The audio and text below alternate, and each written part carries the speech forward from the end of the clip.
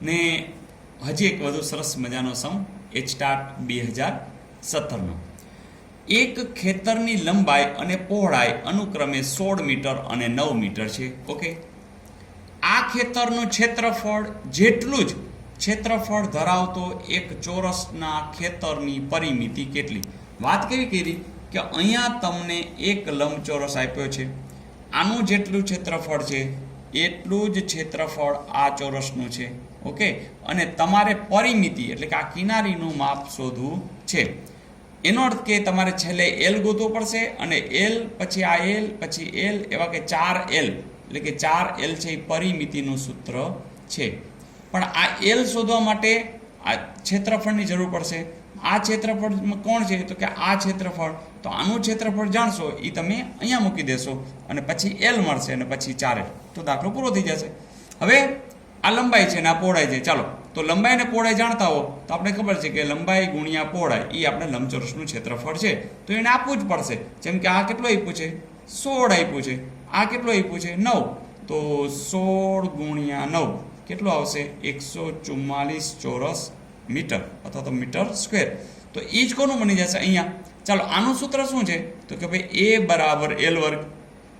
ચોરસનું ક્ષેત્રફળનું સૂત્ર શું? ચોરસનું ક્ષેત્રફળ A બરાબર L વર્ગ.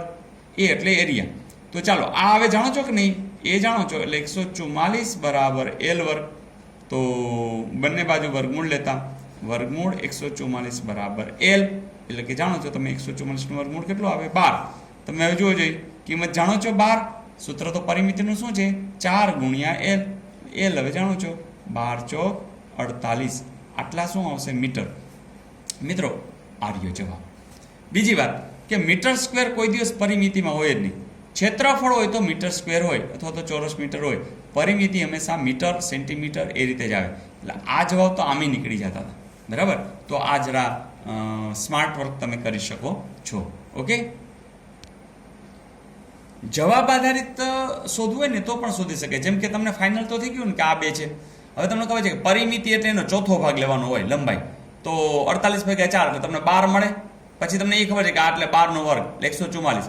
16 9 144. બસ આ રીતે પણ બહુ સ્પીડમાં ખાલી 5 સેકન્ડમાં પણ કરી શકો. પણ એ તમે જેમ પ્રેક્ટિસ કરશો એમ તમને મજા આવશે અને પછી તમે કરી શકશો. ઓકે, આ તો તમે બરોબર સમજાય એટલા માટે હું નિરાતે એક એક સ્ટેપ કરાવું છું, પણ પછી તમે આ રીતે સ્પીડઅપ કરી શકશો.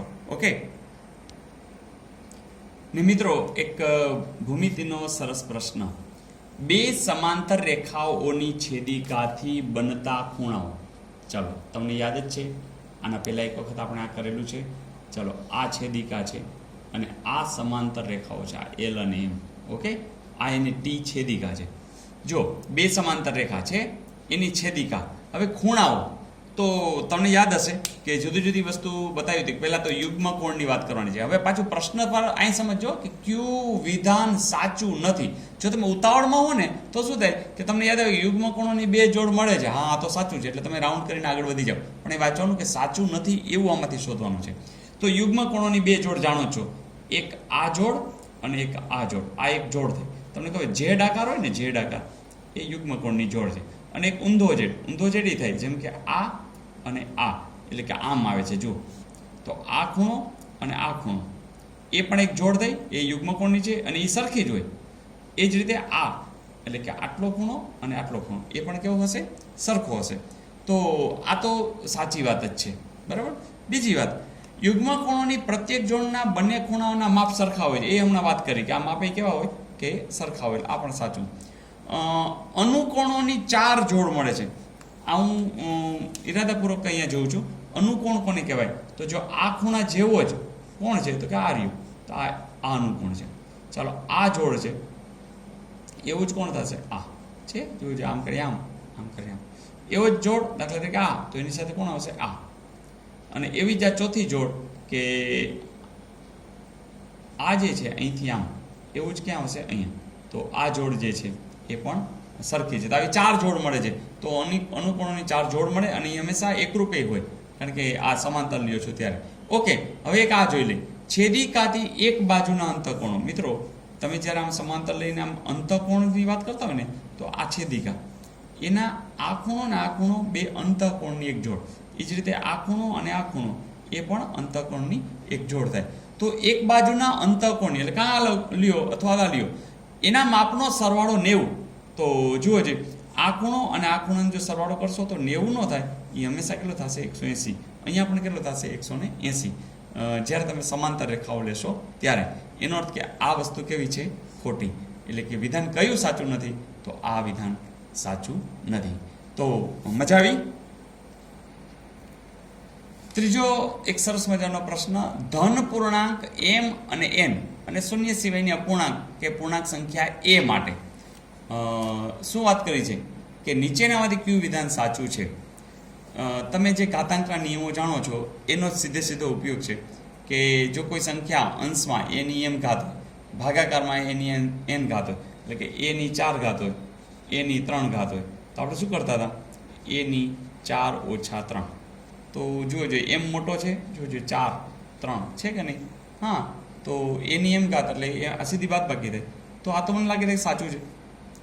પછી m નાનો હોય, દાખલા તરીકે તમને એમ કીધું હોય a ની 5 ઘાત ભાગ્યા a ની 7 ઘાત, તો આપણે થતું તો શું? a ની 5 ઓછા 7 એટલે કે a ની ઓછા 2 ઘાત, અને એ વત્તા કરવા માટે આપણે છેદમાં આમ કરતા હતા. એટલે કે પહેલાં નાનામાંથી જ મોટું બાદ કરી દેતા. અહીંયા જો m ઓછા n નથી કર્યું, એણે શું કર્યું છે? n ઓછા m. એટલે કે આ ખોટું થશે. બીજું કે આ ને આ આવી રીતના જુદું જુદું હોય તો કોઈ દિવસ એનો ભાગાકાર 1 ન આવે. આ m બરાબર n હોય ને તો m ઓછા n એટલે કે 0 ને એની 0 ઘાત એટલે 1 આવે. એટલે આ ખોટું. અને આમ એમ કે ત્રણેય વિધાન ના, તો આપણને જવાબ મળી ગયો છે. ઓકે મિત્રો, મજા આવે છે? બસ આ દરેક દાખલાઓ જોતા રહ્યો, ચેનલ જોતા રહો, ચેનલ સબસ્ક્રાઈબ કરો અને બધાને જાણ કરતા રહો. ઓકે.